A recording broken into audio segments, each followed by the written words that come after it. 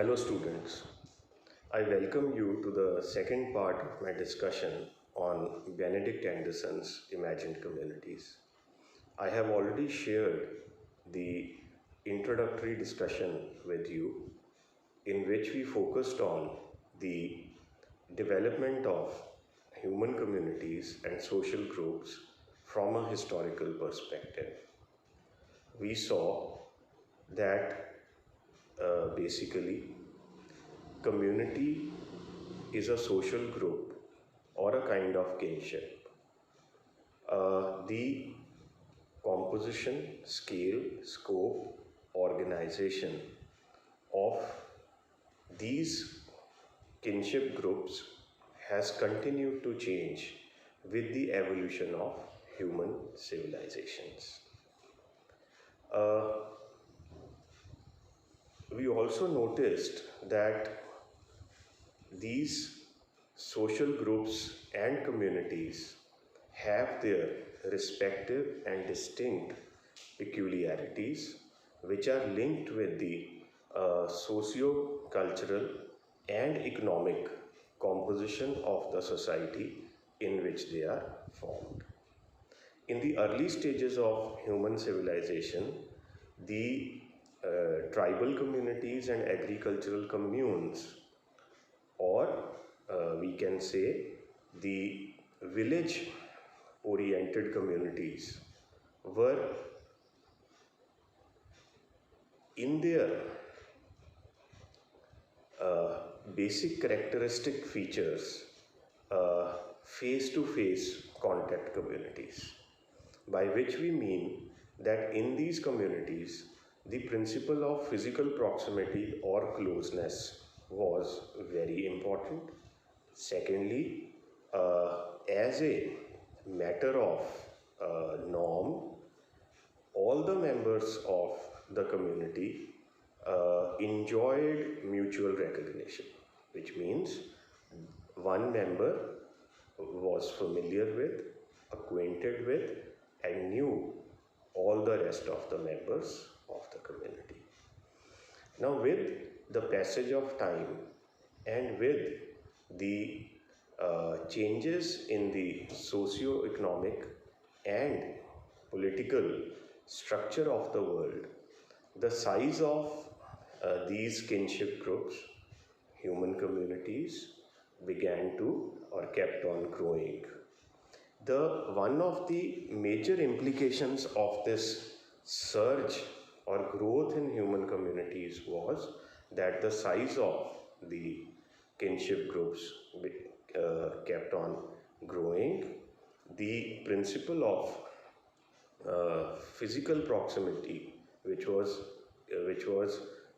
pivotal in the formation of face-to-face communities of earlier times, began to become less and less relevant. The norm of mutual recognition also lost its relevance.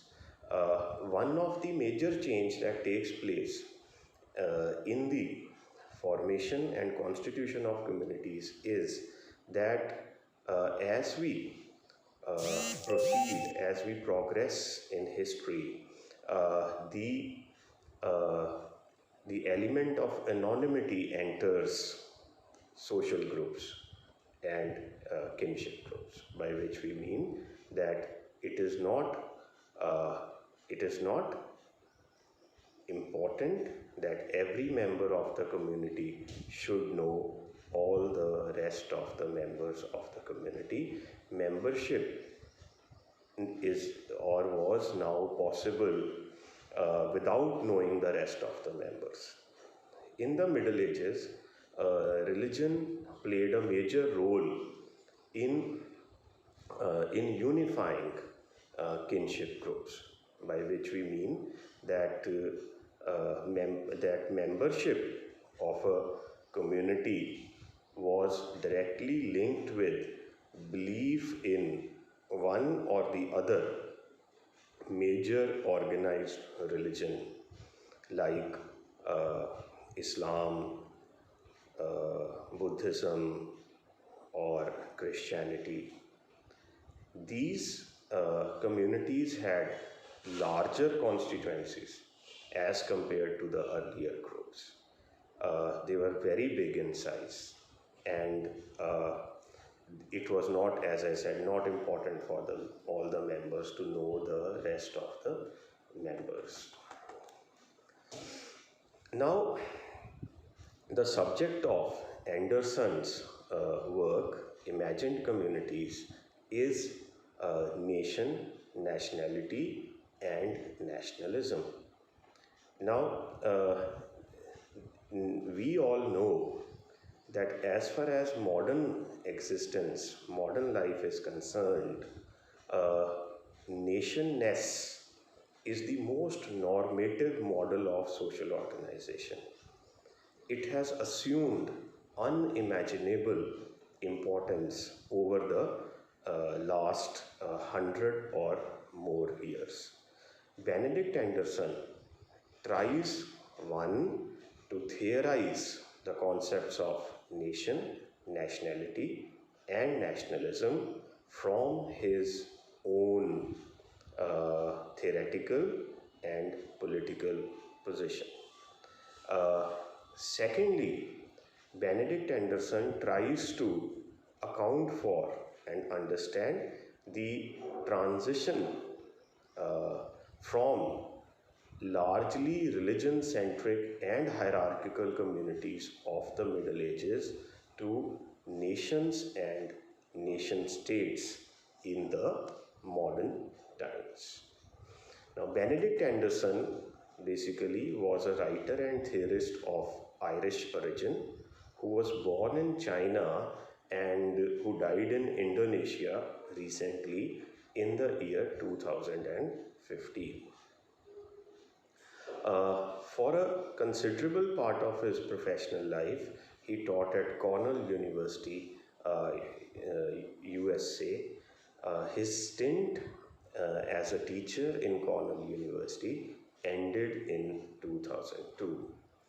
One of the things that Anderson is remembered for is his deep interest in the political and social developments of Indonesia. It is an interesting fact related to his life that he was barred from entering Indonesia once the second president of Indonesia, Suharto, took over the reins of the country in a military coup. Somehow, Anderson did not approve of Suharto's reign, and he expressed his disapproval and opposition to Suharto's reign in one or two of his papers because he perceived Suharto's rule to be undemocratic and authoritarian.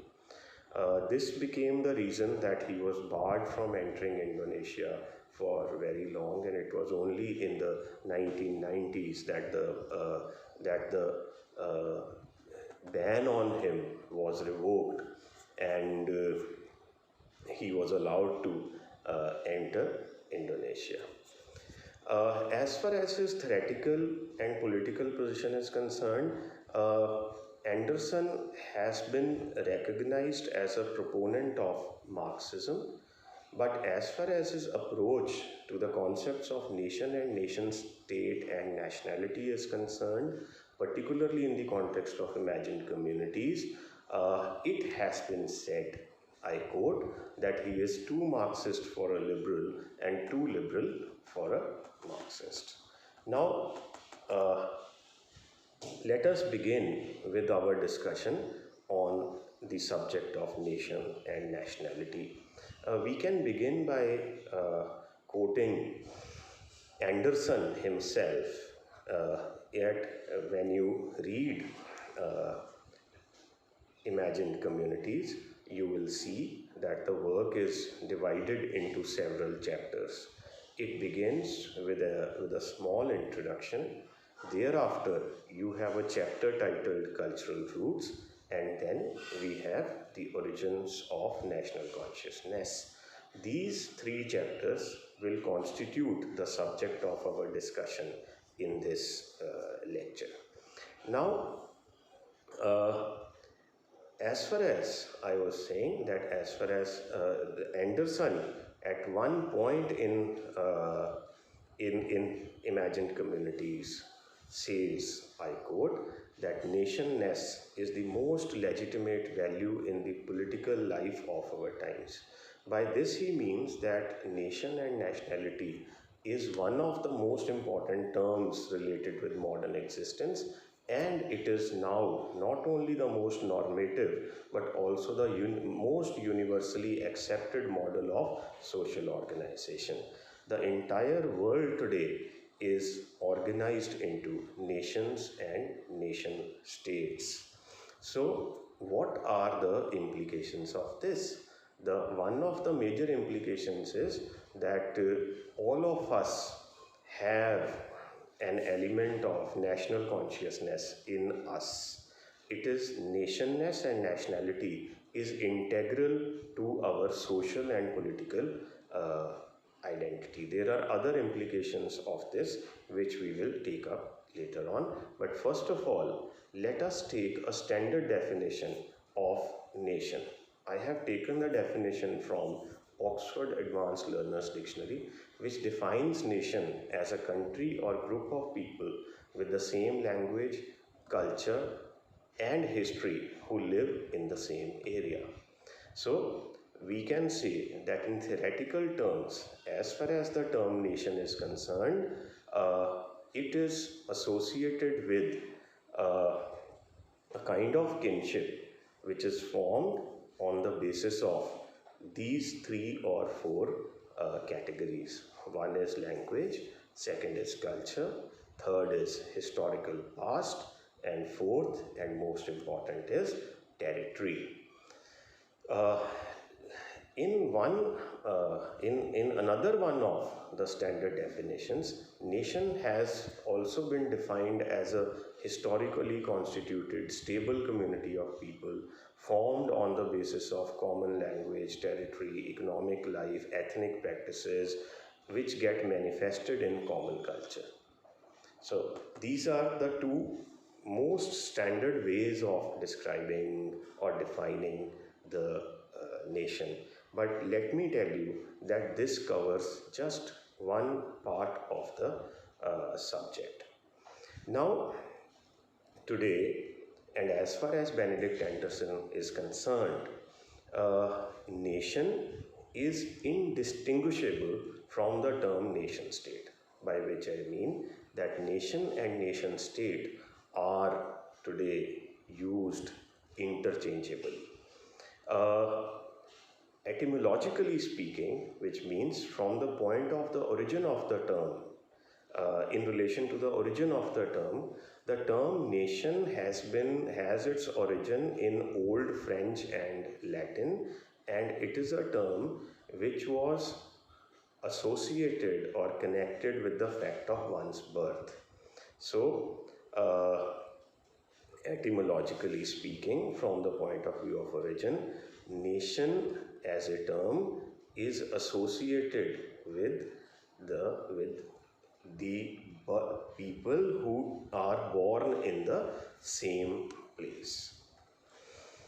In the modern context, today, as the connotations and associations of the term have evolved to a considerable extent, nation or nation state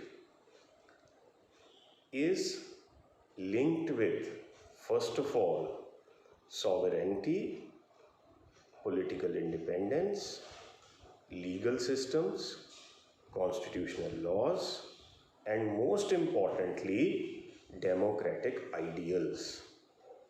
So, cutting the long story short, we can form an understanding of both nation and nation state by by saying that nation primarily referred to a kind of kinship which was based on the fact of being born in the same place, having uh, having or which was based on homogeneity, some kind of group based cohesiveness, uh, based on common language, common culture, historical past, ethnicity, religion, or territory.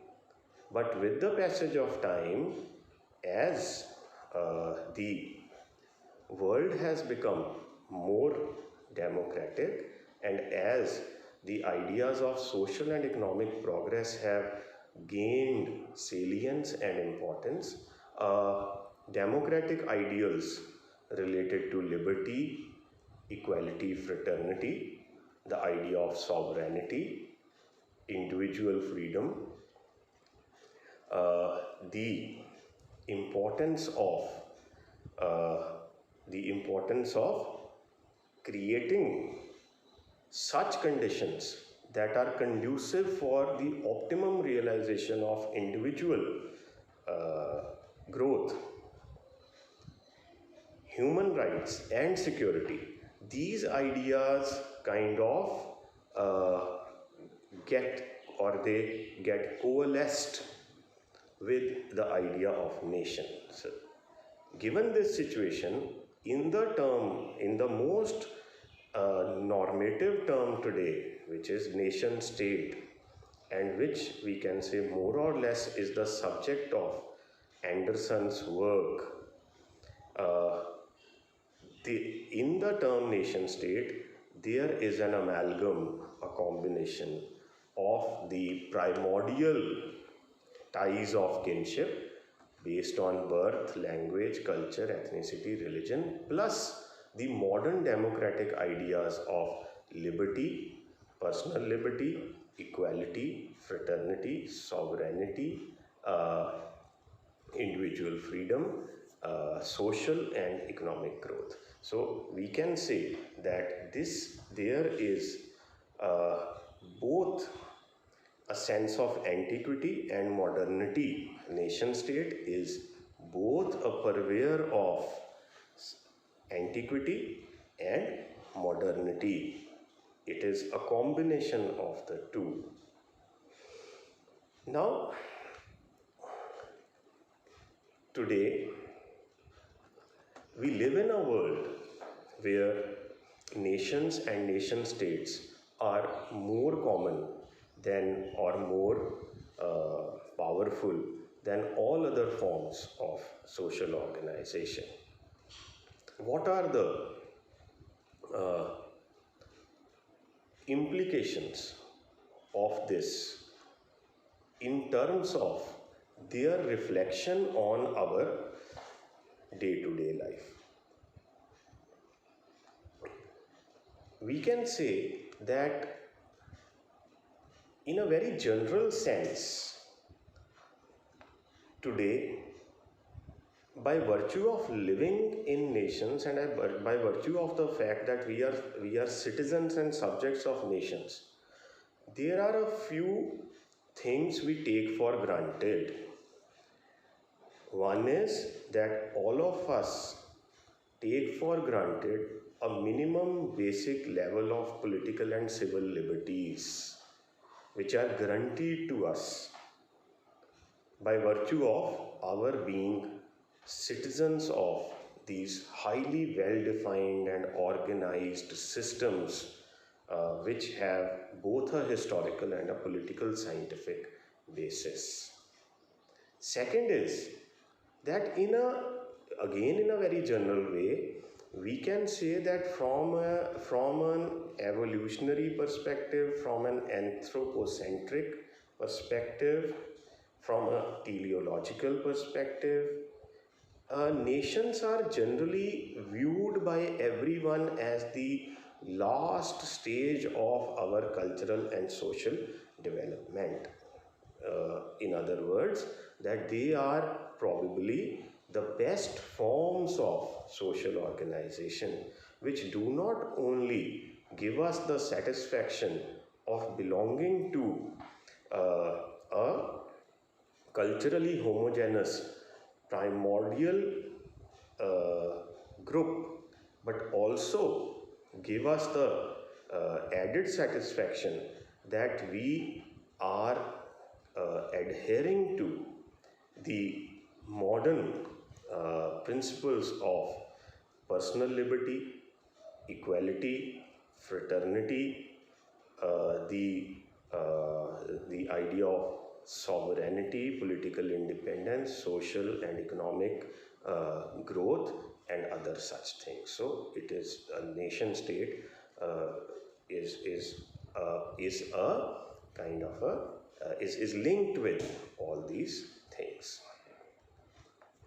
Now, uh, as far as the term nationalism is concerned, nationalism can be understood as the as the point of salience, or we can say that when it is the theoretical framework or the conceptual framework which justifies the creation of a nation, by which we mean that when we conceive of a nationalism, there are a set of ideas which are included and another set of ideas which are excluded. For instance, a group which is formed on the basis, or a national group which is formed on the basis of their religious identity, will foreground religious identity and will relegate other factors to a less important position. A kinship group which is formed on the basis of uh, common linguistic identity, that is, the group believes that they speak the same language, therefore they are one, they will foreground their linguistic identity and keep the rest. So this is how we understand nationalism. The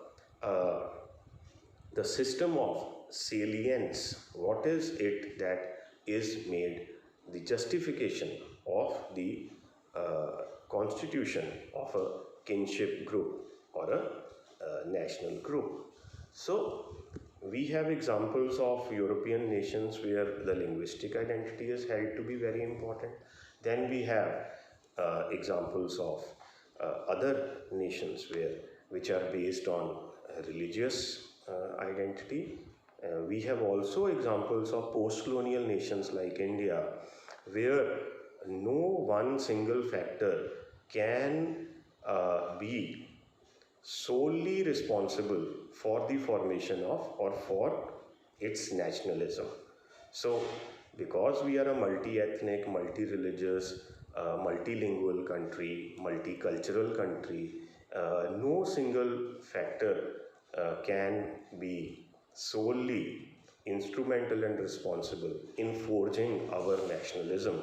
So, in India, we believe in a civilizational form of nationalism in which the sense of historical past, the sense of common, history and civilization plays an important role in imparting national identity to Indians. So we have the idea of unity in diversity and other such things.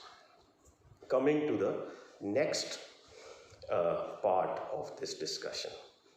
Now, rather than being a simple question of the entire world adopting the same model of nationalism, it is much more, the question is much more complicated, because after nations and nationalism, or the idea of nationality became the norm, nationness came to be associated with various paradigms. And on the basis of the association of nations with different paradigms like liberal humanism, Marxism, post-colonialism, we have 3 or 4 basic models of nationalism. Now here we will start our discussion of imagined communities because uh, Anderson, because of his peculiar ideas, which remain an important benchmark in the discussion of, because let me tell you that Anderson's intervention has been considered to be one of the most important interventions in the theory of nation and nationalism. His ideas are immensely important. So here we will be taking up the 3 or 4 models of nationalism, beginning with the liberal model of nationalism, then Marxist and communist model of nationalism, then ethnic nationalisms and post-colonial nationalism, and relate them to Anderson's view. Now, mark me my words carefully. Anderson's view that nation and nationalisms have not been understood and properly accounted for under any of these paradigms. So this is his basic point. He says that nation and nationalism has remained, when you read the text you will come across this word, that it has remained an anomalous phenomena, that it has remained an anomaly. No one single paradigm has been able to account for the importance, phenomenal importance of nation and nationalism in the world. So, the first and the most common model of nationalism, which Anderson takes up, is the liberal model of nationalism. Now, if we look at it historically, the American Declaration of Independence. Now, all of you know that America, how America was formed. For a very long time, it was politically subservient to the European powers, particularly England, and slowly the national consciousness gained prominence in the people residing in America. They fought a long war of independence, and in the latter half of the 18th century, in 1770s, they declared themselves an independent nation, broke away from Europe and asserted their political, cultural and social independence. That can be taken as a high point in the evolution of liberal nationalism. Now, you all know that in America, very closely and intimately identifies with the idea of personal liberty in its formative principles. So the idea of liberal nationalism is rooted in the idea of, we can say, personal liberty, individual freedom, democratic ideals of liberty, equality, and fraternity. When we transpose these ideas in terms of the economic system which aligns with these ideas, we can say that liberal nationalism is closely aligned with free market model of capitalism. There is a belief in free competition and the pursuit of self-interest, and it is believed that free competition and the pursuit of self-interest can ensure prosperity in the society. Now, the course of history has been such that we can say that most of the nation states today follow and adhere to the liberal model of nationalism, the idea of personal liberty, democratic ideals, individual freedom, the notions of free competition, and the most importantly the prospect of creating a situation where individual subjectivity and individual growth can achieve its optimum realization. Now, in connection with liberal nationalisms, Anderson has two or three things to say which go on to prove that in this paradigm of nationalism, there has not been an adequate theoretical analysis or adequate theoretical understanding of nations and nationalisms. How can this be said? There are three things which Anderson says, and all three are very important. You will find them one by one mentioned in the introduction and then later in cultural roots. One is that there is a rather uneasy and a rather, rather strange juxtaposition of the idea of the modern life, which is modern life, which is connected with the ideas of free market, individual enterprise, a society which offers unlimited potential for the individual to grow and to compete with other individuals. Democratic ideals, which is again a modern idea on one hand, and on the other hand, the idea that every nation takes pride in the fact that they have a long historical past. So there is a juxtaposition of modernity and antiquity. One, this is Anderson's thesis, his argument, that there is this juxtaposition of modernity and antiquity. Secondly, again a very important point, Anderson says that as far as the liberal models of nationalism are concerned, there is again a very strange contradiction in them, that nation on one hand is a universal concept, something that is omnipresent, but on the other hand, every nation visualizes itself or imagines itself to be unique and one of its kind.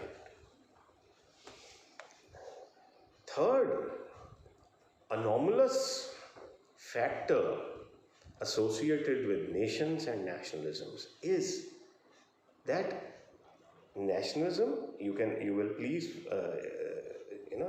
find this, you can look for this expression in the introduction, I think, is nations are today the most important embodiments of political power. That means that the amount of political power invested in the nations is unmatched. They legitimize killing others when the situations when there is a conflict. Patriotism, which is love for one's country, and xenophobia, which is the fear of the foreigners, are the two abiding principles which play an important role in nationality and in national consciousness. So, while we have to concede that nations are the most important embodiments of political power, we have to reconcile this idea with the second thing, and the second thing is that the idea suffers from theoretical poverty.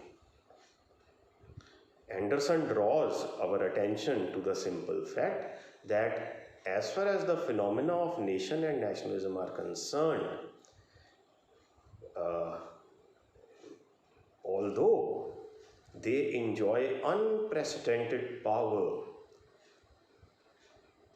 and for all the influence that national consciousness exerts today, it is difficult to name one thinker, philosopher, or leader who has been instrumental in promoting the idea of nations and nationalisms. In other words, we can say there is no well-defined theory of nationalism which applies to all forms of nations and nationalism. Anderson highlights the fact that we cannot link the rise of nationalism to any established system of thought or any organized philosophy, leave alone the ideas of a great philosopher. So these are the three points, these are the three issues in relation to liberal nationalisms, which Anderson raises to show us that the project of understanding and theoretically analyzing nations and nationalisms has remained incomplete. They are subject to a large number of contradictions, and there is a deficiency in a historically precise and comprehensive understanding of nation and nationalism. The second model of nationalism can be described as the socialist, communist, class-based model of nationalism, which is very different from the liberal model of nationalism, and this model is represented by the nations which find a mention in Anderson's work, namely Vietnam, China, and Cambodia. There is a mention of the third Indochina conflicts in the work, and I will come to that very shortly. So, the class-based socialist / communist model of nationalism is very different from the liberal model of nationalism because of its belief in the communist or Marxist ideas, or its belief in socialist humanism, which has lesser emphasis on personal liberty and individual freedom and greater focus on the equality of all individuals and the equal distribution of wealth.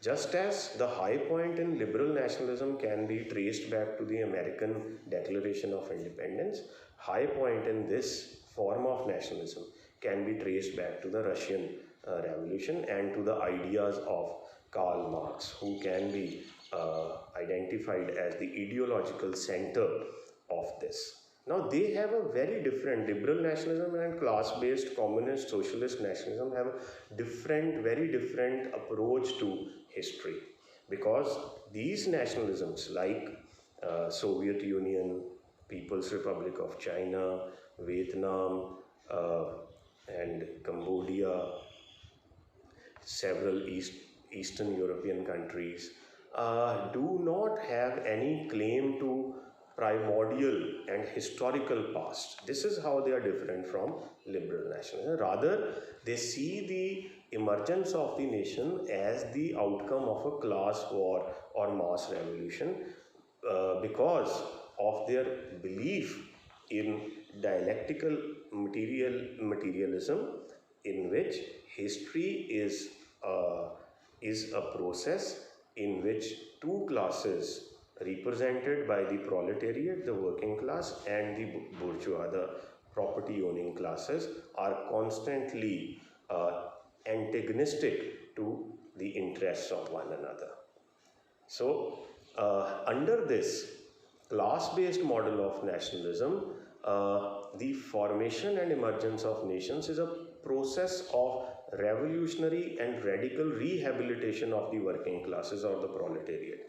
So you can see that most of these nations emerge as a result of class wars, as a result of mass revolutions, and more importantly, they do not adhere to the idea of free market capitalism or the idea of free liberal economic model where uh, competition, free competition is the paradigm which governs the market.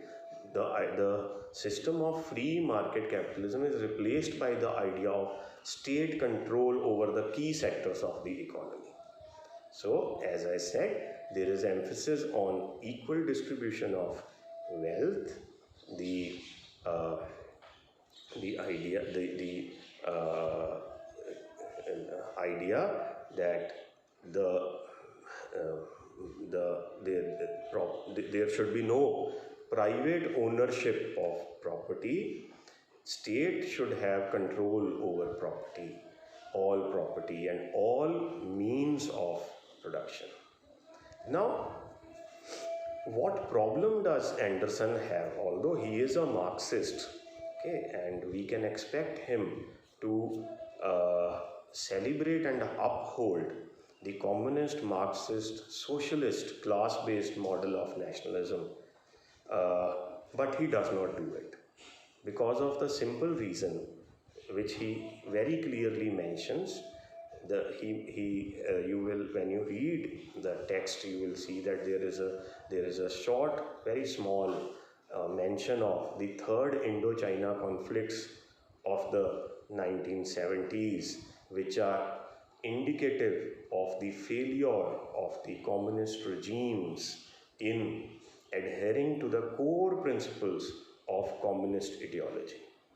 He refers to the armed conflict between the three powers of Indochina region, namely Vietnam, China, and Cambodia, because of territorial quest and for increasing their power or influence in the Indochina region.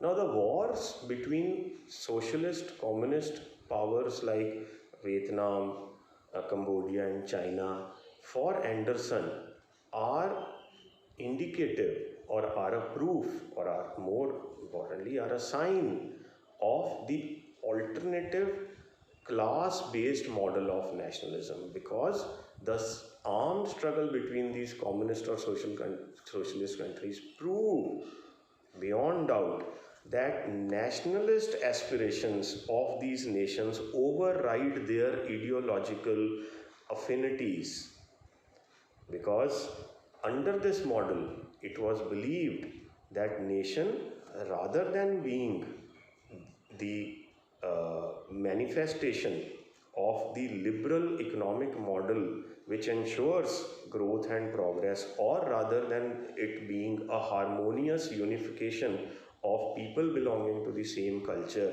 same religion, is a way of correcting the problems of history, and by granting the working classes their rights to an equal share in wealth.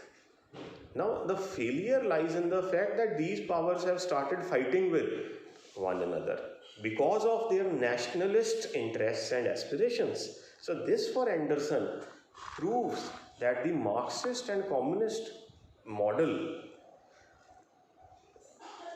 has not only had some major problems since the rule of Stalin in Soviet Union, or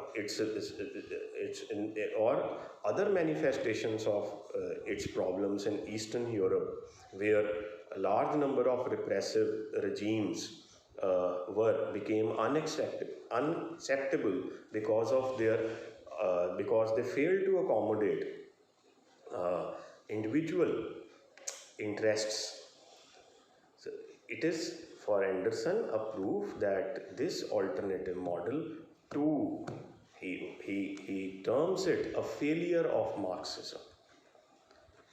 He uses the word, I will read it for you, that this shows that the topic of nationalism in the case of both Marxist and liberal paradigms, theoretical paradigms, the understanding of Marxism has not been successfully carried out. So he calls, in the particular case of Marxism, terms it a failure of Marxism. The third kind of Marxism is what we call ethnic. The third kind of nationalism is ethnic nationalism. Now, as the social, cultural, and political systems uh, brought into existence by nation states and nationalisms begin to cover greater and greater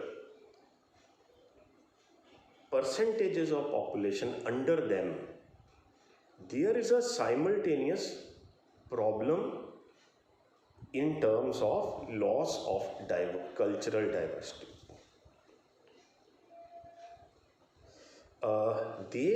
Because there is an emphasis on homogeneity, adhering to the same models of cultural, religious, social practices which are part and parcel of national identity. Some minority groups have a kind of a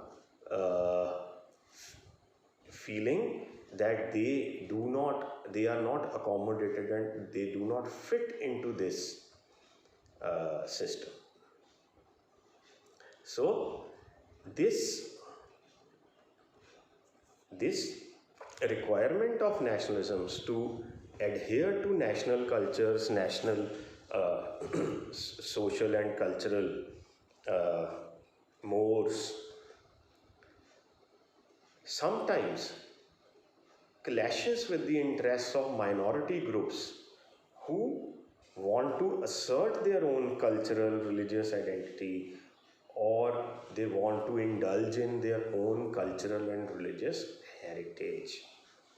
So these nationalisms, which Anderson calls sub-nationalisms, are the third form of nationalism which have not been accommodated.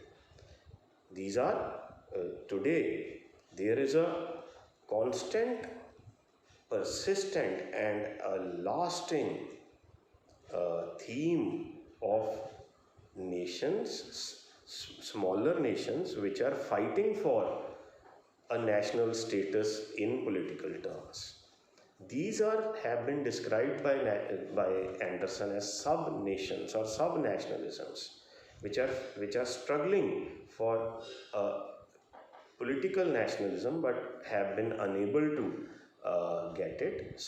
Because you know that United Nations is enrolling new member nations, so we can say that it is this is a phenomena which is unfolding, and some nations are emerging, are coming into existence every year as a result of this. We can say sub-nations some of them are getting the status of nation states today. The last category which we can take is the post-colonial nationalism. This nationalism comes into existence after the demise of imperial rule as a consequence of decolonization, movements of decolonization. These post-colonial nation states basically are we can say are nationalisms which come into existence in the aftermath of imperial rule. Now, keeping these ideas in mind and keeping it in mind that for Anderson's theoretical orientation towards nations and nationalisms is clearly different from from the understanding of nations and nationalisms or understanding of nationality in any of the four paradigms we have discussed above.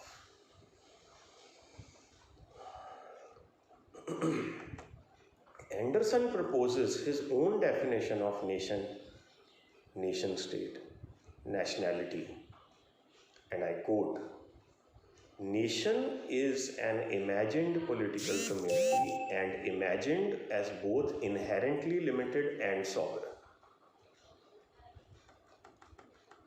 Now, this is his definition. I quote once again, "Nation is an imagined political community and imagined as both inherently limited and sovereign." So the most interesting term which he uses here and which has been a subject of lot of debate is imagined. There are so many interviews of Anderson available on YouTube which you can watch, and I remember in one interview he is asked about the meaning of the term imagined, and he replies that imagined definitely does not mean something that is illusory, false, not true. So here a new question arises before us. That can we look at communities and kinship groups in terms of those which are true and in terms of those which are not true? So, for Anderson, as far as Anderson is concerned, the answer is that no kinship can be completely understood to be a true kinship. Imagination plays a role in all communities, whether they are religious communities, whether they are older tribal communities, or they are nations and national. In that sense, there is a continuity in these communities. You cannot, as far as these communities are concerned, they are historically constituted, but the imagination which kind of conjures these communities into existence is not purely historical. So he uses the term symbolic. In the interview I am referring to, the choice of word is this, that he uses the term symbolic. It's a symbolic order, akin to religions, just like religions. Like in religions, there are practices which are practices of a symbolic order. In nationalism also, there is a lot of symbolism. He immediately after giving his definition in the introduction, he alludes to a very important theorist of nation and nationalism named Ernest Gellner, and he cites Gellner's definition of nation and nationalism, in which it is said that nationalism is not the awakening of nations, it is the invention of nations where there are none. So there is both a similarity and difference in Gellner's and now Anderson differs from Gellner because he uses the word imagined. Gellner uses the word invention. So somewhere Gellner is inching close to towards a belief that maybe these communities do not have a true basis, and Anderson does not seem to toe this line. However, both Anderson and Gellner seem to agree in one thing, that rather than treating nations and nationalisms as something absolute, an ideal expression of primordial history, or the best vehicles of social, political, and economic growth, there are alternative ways of looking at these, and that alternative ways are rooted in the idea of contingency. Rather than looking at them as ideal, absolute, definite categories which come into existence as a result of the most logical uh, evolution of human history, these phenomena of nation and nationalism are contingent in nature. And what do we mean that they are contingent in nature? By contingent, we mean, this is the main point in Anderson's thesis, by contingent we mean that they are linked to some other phenomena, that they come into existence once the conditions for their emergence are conducive. The rest of the essay deals with Anderson's description of the changes in the society from a historical point of view, which help in the decline of religious and hierarchical communities which preceded nations and nationalisms, and which contributed to the emergence of nations and nationalism. So Anderson begins by saying, begins his discussion of the conditions which led to the rise of nations and by saying that nations came into existence at a time when religion-centric and hierarchical dynastic communities began to fade away because of the economic restructuring of the society. Now, this is his thesis, that religion-centric and dynastic communities begin to lose relevance, they begin to decline, and they begin to fade away because of the economic restructuring of the societies. What is this restructuring of the societies? Primarily, there are three reasons for the decline of religion-centric hierarchical communities. One is the scientific and technological progress of the world. Then there is the rise of rational order in the wake of such phenomena as enlightenment. As a consequence of the developments in science and technology, there is a shift in the methods of production, and there is greater popularity of the technology-based means of mass production of goods. And there is a simultaneous transition from smaller models of economy or village-based models of economy to market-based models of economy. So this is one of Anderson's main point, that the emergence of the market may have been responsible for the restructuring of the society. And decline of religion-centric hierarchical communities.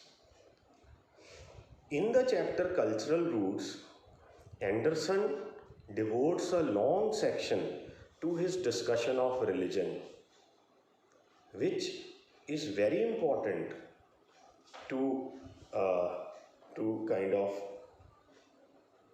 fully understand his position.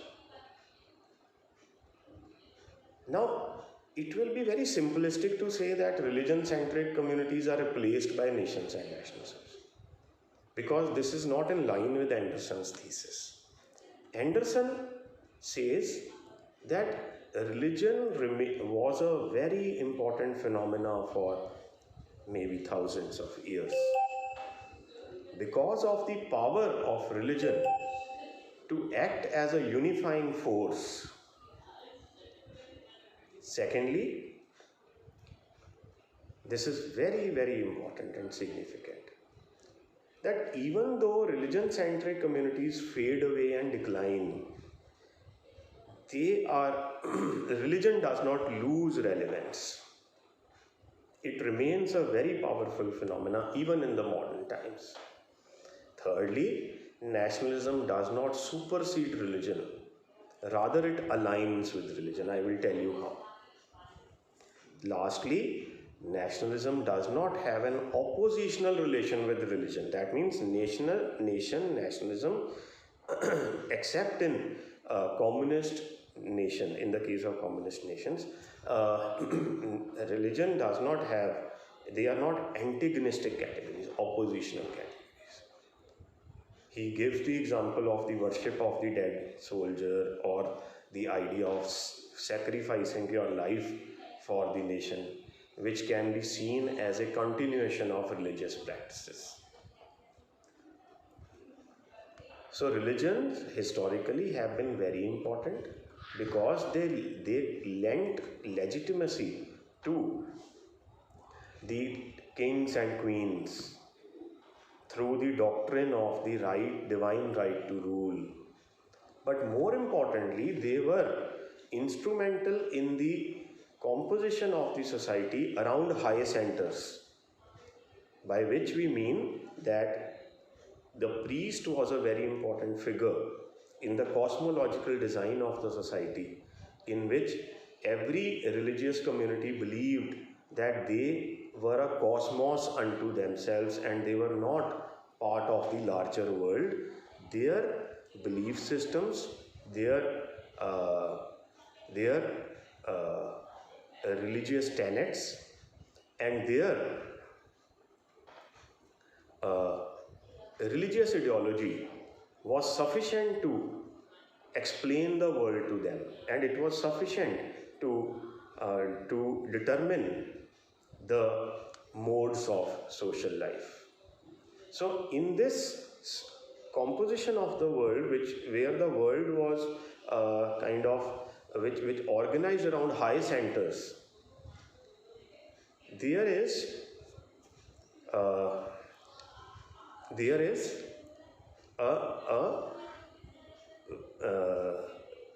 the high centers have a legitimizing role. They granted legitimacy to kings and queens, to the rule of kings and queens, but they also played an instrumental role in people's understanding of the world. Now, at this point, Anderson raises a very, very important point. He says, he gives us the reason why religion has been so powerful. Because he says that unlike history, religion has the power to imaginatively deal with some existential problems of human beings. And what is the biggest existential problem of human being? The biggest existential problem is that why were we born and what will happen when we die? So through the ideas of the soul, afterlife, which do not have any historical basis, religion was successful in dispelling existential fears and insecurities of man, and thereby, according to Anderson, it had a very important role in the constitution of communities for a very, very long time.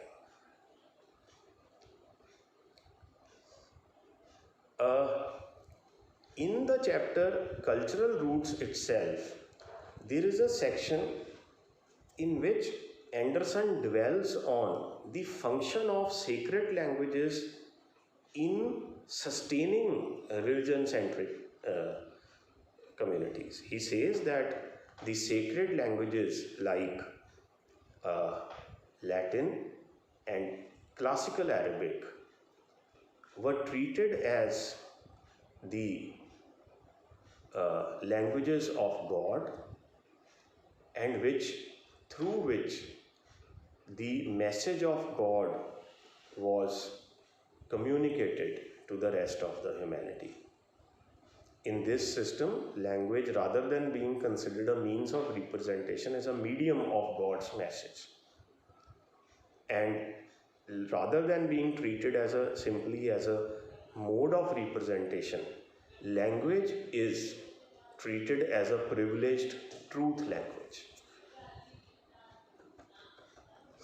So, religion, let us recapitulate for a moment. Religion remained a very important phenomena for a long phase in the history of humanity. There is a reason behind this. The reason is that religion is capable of imaginatively dealing with man's existential securities, his fears of death and his fear of mortality better than can be done through history. Then religion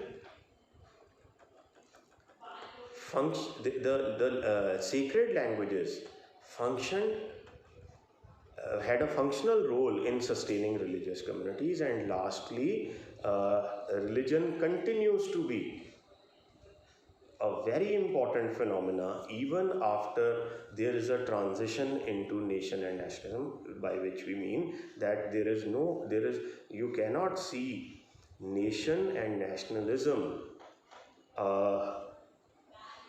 growing and sustaining themselves or prospering completely in the absence of religion. Rather, they align with religion.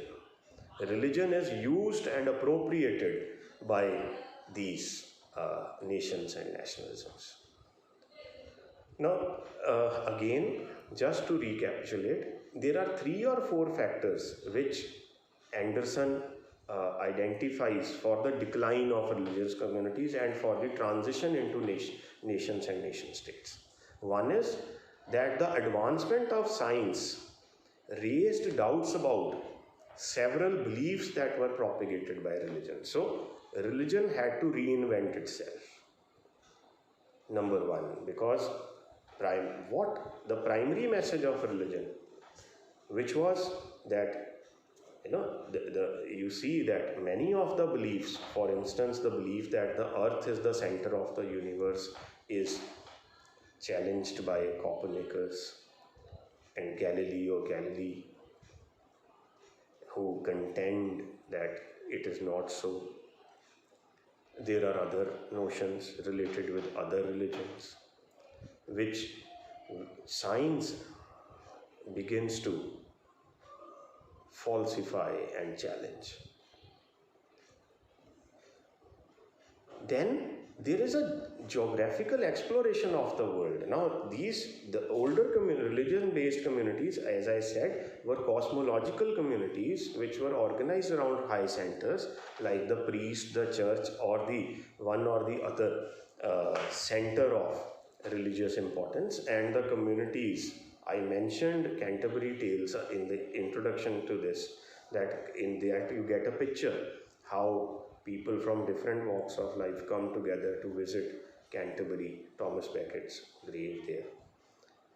And so they were organized around high centers, and the sacred language had a functional role in this. And how does this get disrupted? This gets disrupted partly because of scientific advancements. There is increased exploration of the geographical world, which led to the consciousness that the world, that the religious communities do not comprise worlds unto themselves, and there are other worlds outside them. There are other religions, other territories which have similar systems. So he gives you examples, Anderson gives you examples of emissaries which went from one kingdom to the other, and they brought back strange reports about equally powerful religions being practiced in other places. As far as the economics restructuring of the world is concerned, I have already said that technology-based production, like for instance the printing press, were directly responsible for the reconstitution of the world and from the shift from smaller economies to larger market-based economies.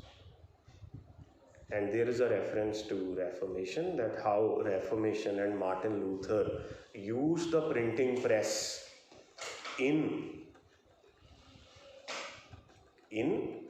challenging some of the basic ideas of the Orthodox Church. So there is even in a radical challenge to the Orthodox Church posed by such people as Martin Luther, there is the use of the printing press.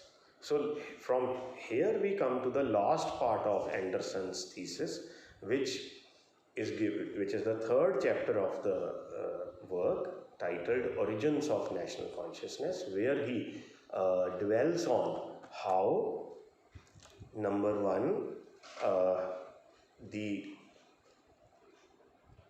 three things. One is the printing press and its role in the new system of mass production altered the social organization of the world. Number one, how newspaper and novel became the new cultural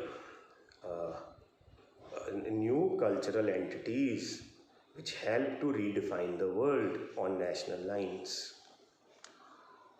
and how there is again a shift from sacred languages which had a functional role in religious communities to vernaculars which become the standard languages that help to forge national communities. So Origins of National Consciousness is the last part and concluding part of our discussion.